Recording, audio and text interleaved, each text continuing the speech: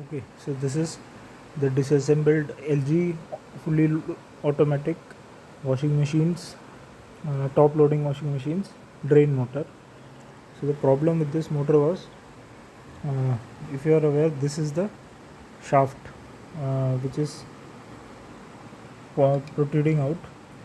Okay, so when you gave the supply, this used to go in, but when you hold it, it will not go in a working drain motor.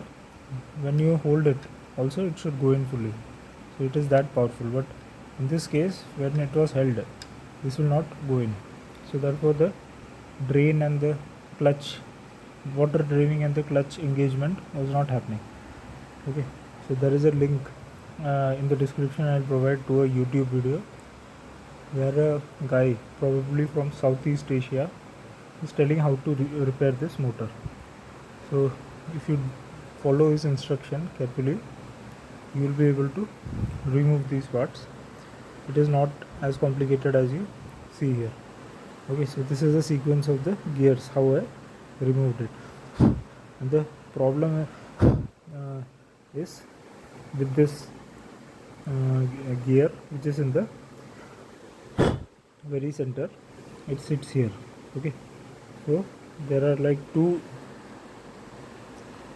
parts to it. Okay, the gear part here, and there is a clip part here. So these two had got separated, and therefore this gear part was not locking to this magnet. Okay, so this, when this magnet will rotate, when the pulse is provided to this transformer, this gear is not rotating, and therefore the uh, all the torque conversion, and finally this pinion gear was not giving enough pull. Okay, so once you ensure that this transformer is okay, it gives around 4 kilo ohm resistance between this and this terminal, and it varies according to the position of this, but it should not be any short between these two. It may give discontinuity, but there should not be any short between these two, and these two are shorter. Okay, so the shaft will be like this. Okay, the top shaft will be going like this. So once this is proper, make sure this is proper through multimeter, then you can go on to stick this part to the magnet. Okay, through Fevikwik. Apply Fevikwik carefully. Maybe you can pour it on some table, and then take it out in a small, with the tip of the screwdriver, and then put those small drops one by one. It should not go into the gear or inside this, the Fevikwik.